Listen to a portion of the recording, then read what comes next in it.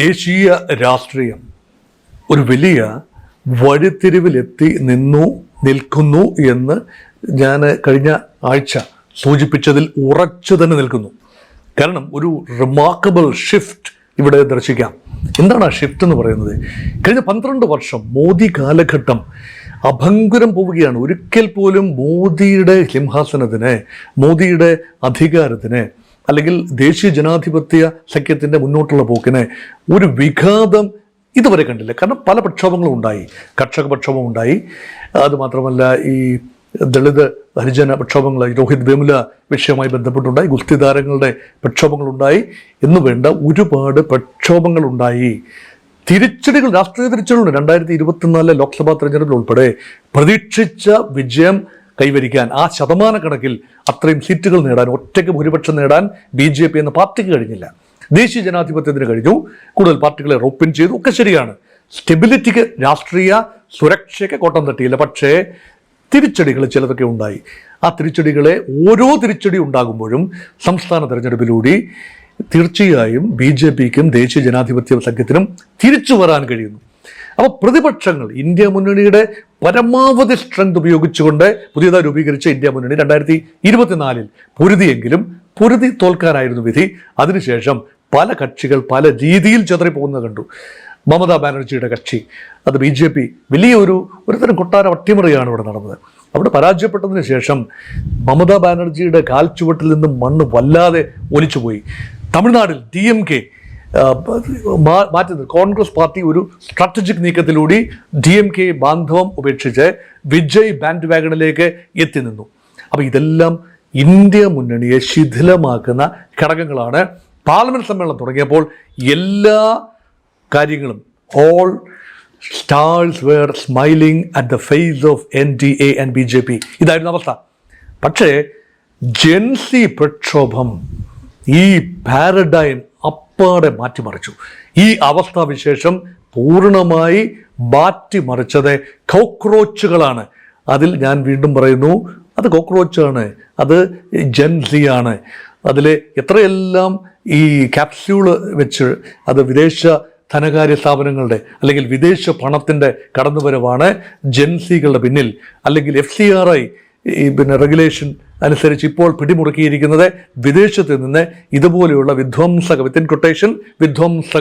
സംഘടനകൾക്ക്, അല്ലെങ്കിൽ പേരും ഊരും പേരുമില്ലാത്ത സംഘടനകൾക്ക് പണമെത്തുന്നു. ഇത് എത്ര കാലം പറയാനൊക്കും? ആഭ്യന്തര വകുപ്പ് കൈകാര്യം ചെയ്യുന്ന ശ്രീ അമിത്ഷാ അറിയാതെ ഇത് നടക്കുമോ? ഇവിടെ സുരക്ഷാ സംവിധാനങ്ങളില്ലേ? നാഷണൽ സെക്യൂരിറ്റി ഏജൻസികൾ ഇല്ലേ? അതുമാത്രമല്ല എത്രയോ ഇൻ്റലിജൻസ് നെറ്റ്വർക്ക് ഉണ്ട്. ഇതിനെല്ലാം മറികടന്നുകൊണ്ട് രാജ്യത്ത് വിദേശ ശക്തികൾ പിടിമുറുക്കുന്നു, വിദേശ പണം വരുന്നു എന്ന് പറഞ്ഞാൽ ഇത് ആഭ്യന്തര വകുപ്പിൻ്റെയും ഇൻ്റലിജൻസ് നെറ്റ്വർക്കിൻ്റെയും പരാജയമാണ്. അപ്പോൾ ഇവിടെ ഇനി ഞാൻ, രാഹുൽ ഗാന്ധിയാണ് നമ്മുടെ ചർച്ചാ വിഷയം ഇന്നത്തെ.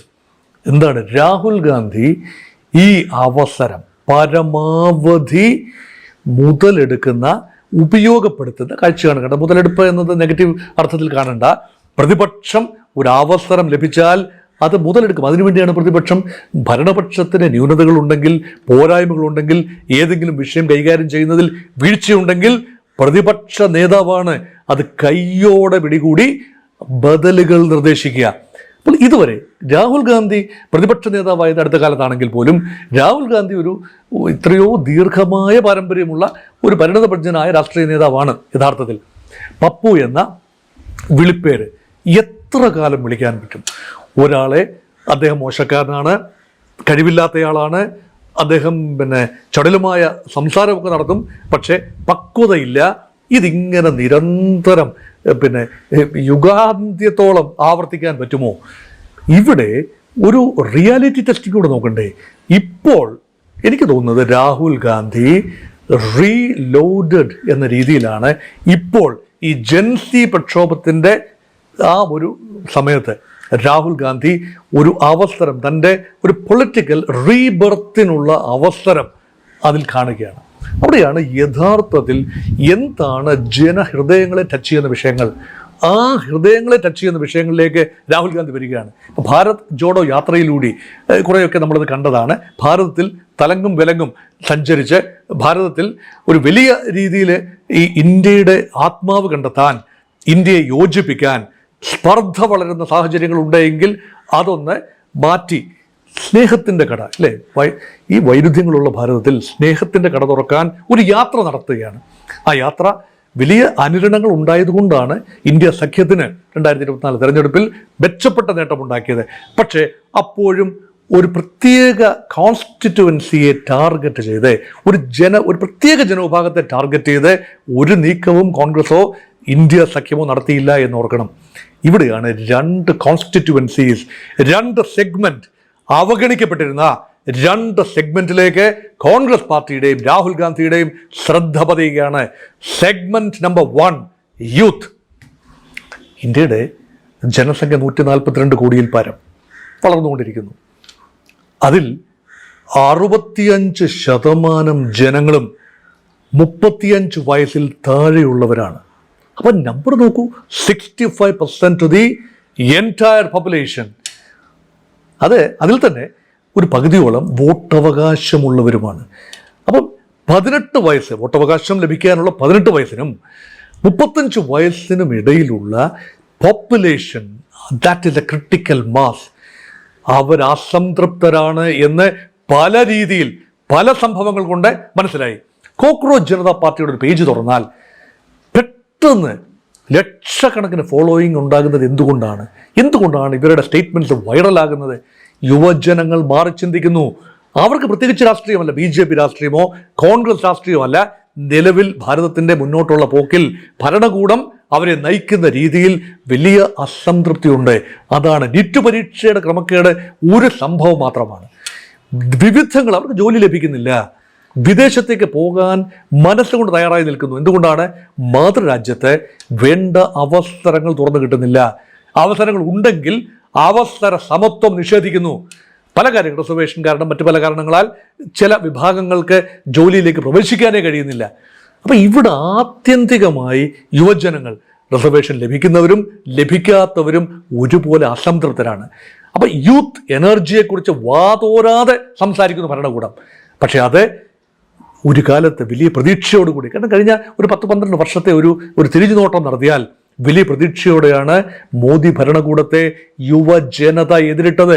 പ്രത്യേകിച്ച് അർബൻ മെട്രോപൊളിറ്റൻ യൂത്ത്, അല്ലെങ്കിൽ ഒരു അർബൻ സ്വഭാവമുള്ള മിഡിൽ ക്ലാസ് ഭവനങ്ങളിൽ നിന്ന് വരുന്ന യൂത്ത് വലിയ രീതിയിൽ BJPയുടെ വോട്ട് ബാങ്കായി ഇങ്ങനെ പ്രവർത്തിച്ചു. എല്ലാവരുമല്ല, നല്ലൊരു പങ്ക്. അവർക്കൊരു ഭാവി കണ്ടു. അവർ നരേന്ദ്രമോദിയിൽ ഒരു ഭാവി കണ്ടു. ഇന്ത്യയുടെ ഭാവി ശ്രീ നരേന്ദ്രമോദിയിൽ കണ്ടു.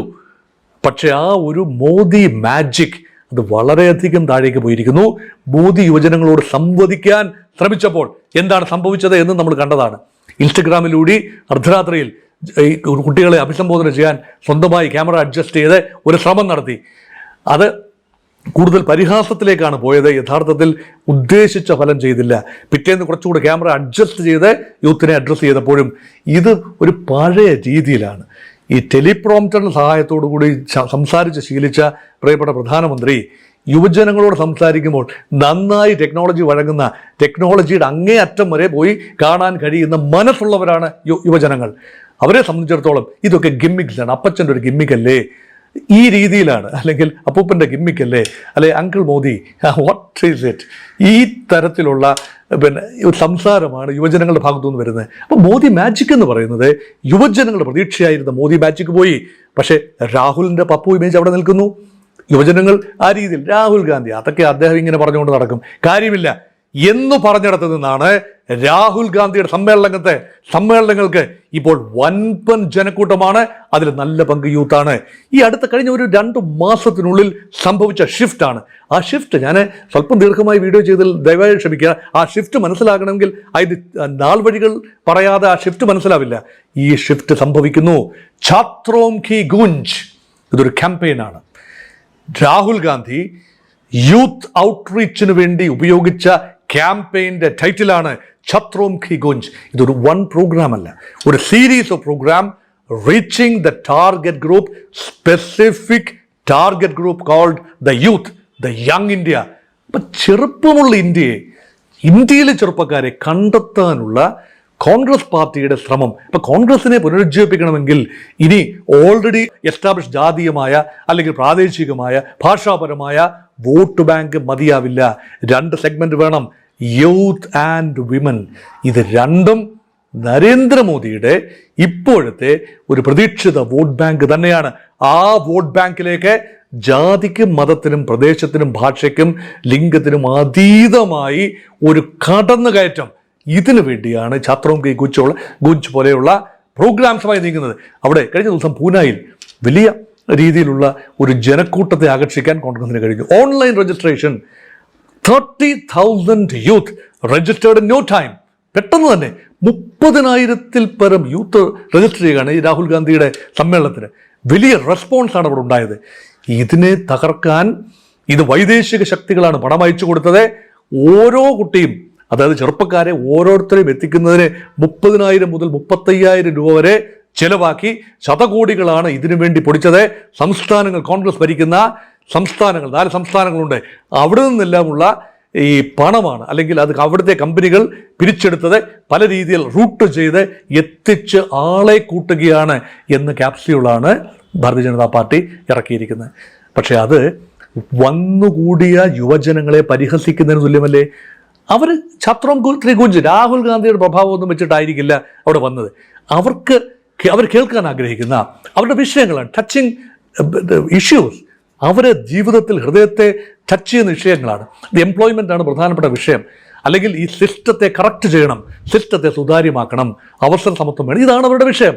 ആ വിഷയം ഔപചാരികമായി കൈകാര്യം ചെയ്യാൻ എത്ര ശ്രമിച്ചിട്ടാണ് ധർമ്മേന്ദ്ര പ്രധാന്റെ രാജി വാങ്ങിയെടുത്തത്. എന്നിട്ട് ഈ പ്രക്ഷോഭകാരികളായ കുട്ടികളെ രാജ്യവിരുദ്ധരായി, അത് നല്ലൊരു പങ്കിനെ രാജ്യവിരുദ്ധരായി എല്ലാവരെയും അല്ലെങ്കിൽ പോലും ചിത്രീകരിച്ചു. വിദേശ പണം വന്നു എന്ന് പറയുന്നു. അത് മാത്രമല്ല ഗുണ്ടാകളെ ഇറക്കി അവരെ കൈകാര്യം ചെയ്യുന്നു എന്ന് വേണ്ട പെല്ലറ്റ് ഗൺ അവർക്കെതിരെ ഉപയോഗിക്കുന്നു. ഈ ചരിത്രത്തിൽ ആദ്യമായിട്ടാണ് സ്വന്തം ജനതയ്ക്കെതിരെ ഈ മാരകമായ ഒരു പ്രഹരശേഷിയുള്ള പെല്ലറ്റ് ഗൺ ഉപയോഗിക്കുന്നത്. അപ്പോൾ ഒരു പ്രതിഷേധത്തെ അടിച്ചമർത്താൻ ഉപയോഗിച്ച രീതികൾ, ഈ പറയുന്ന മഫ്തി വേഷത്തിൽ പോലീസുകാരെ ഇറക്കുന്നു. അത് മാത്രമല്ല ഈ ഒരുപക്ഷെ BJP അനുകൂലികളാവാൻ സാധ്യതയുള്ള ആളുകളെ ഈ പ്രക്ഷോഭകാരികളെ അല്ലെങ്കിൽ ജൻസി പ്രക്ഷോഭകാരികളെ അടിച്ചമർത്താൻ ഉപയോഗിക്കുന്നു എന്ന് വേണ്ട. ഇതെല്ലാം തന്നെ രാഹുൽ ഗാന്ധി ടേക്കപ്പ് ചെയ്യുകയാണ്. നാടകീയമായ ചടുലമായ നീക്കങ്ങളാണ് നടത്തിയത്. ഒന്ന് പാർലമെന്റ് മാർച്ചിനോട് അനുബന്ധിച്ച് ഉണ്ടായ നീക്കം, അതിനോടനുബന്ധിച്ച് നാടകീയമായി പ്രധാനമന്ത്രിയുടെ വസതിക്ക് മുന്നിൽ കോൺഗ്രസ് MP-മാരുമായി രാഹുൽ ഗാന്ധി ഒരു അന്തരീക്ഷം സൃഷ്ടിച്ചു, ഒരു സീൻ ക്രിയേറ്റ് ചെയ്തു. അതൊന്നും പ്രതീക്ഷിച്ചിരുന്ന കാര്യമല്ല. ഇന്റലിജൻസ് ഏജൻസികൾ ആപ്പിലായി. അവർ മുൻകൂട്ടി കണ്ടില്ല. കഴിഞ്ഞ ദിവസം 2 ദിവസം മുൻപ് ഡൽഹി പാർലമെന്റ് സ്ട്രീറ്റിലെ പോലീസ് സ്റ്റേഷനിലെത്തി രാഹുൽ ഗാന്ധി രാത്രിയിൽ അവിടെ കുത്തിയിരുന്നു. പെല്ലറ്റ് ഗൺ വൂണ്ട് പറ്റിയ ഒരു കുട്ടിയെയും കൊണ്ടാണ് പോകുന്നത്, ഒരു ചെറുപ്പക്കാരനെയും കൊണ്ടാണ് പോകുന്നത്. FIR ഇട്ടില്ല. 1 മാസം കഴിഞ്ഞു. ജൂലൈ മാസം 20-ാം തീയതി ആണ് ഇത് പെല്ലറ്റ് ഗൺ ഉപയോഗം നടന്നത്. പാർലമെന്റ് മാർച്ച് അവിടെയാണ് പെല്ലറ്റ് ഗൺ ഉപയോഗപ്പെട്ടത്. ആ ഒരു മുറിവുകൾ വെച്ചുകൊണ്ട് കണ്ണിന് ഭാഗികമായി കാഴ്ചശക്തി നഷ്ടപ്പെട്ട ആ ചെറുപ്പക്കാരനെയും കൊണ്ട് രാഹുൽ ഗാന്ധി വരികയാണ്.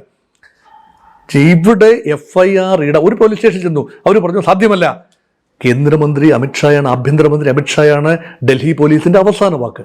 നിയന്ത്രണങ്ങൾ വരുന്നത് കേന്ദ്ര സർക്കാരിൻ്റെയാണ്, ഡൽഹി ഗവൺമെന്റ് അല്ല, മറിച്ച് കേന്ദ്ര ഗവൺമെന്റ് ആണ് ഡൽഹി പോലീസിന്റെ യഥാർത്ഥ നിയന്ത്രണ അധികാരം. അപ്പം അമിത്ഷായോട് ചോദിച്ചിട്ട് മാത്രമേ അവർക്ക് തീരുമാനിക്കാനാവൂ. 2ാമത്തെ പോലീസ് സ്റ്റേഷനിൽ അമിത്ഷായോട് ചോദിച്ച് അമിത്ഷായ്ക്ക് അവിടെ വഴങ്ങേണ്ടി വന്നു എന്നാണ് അനുഭവം.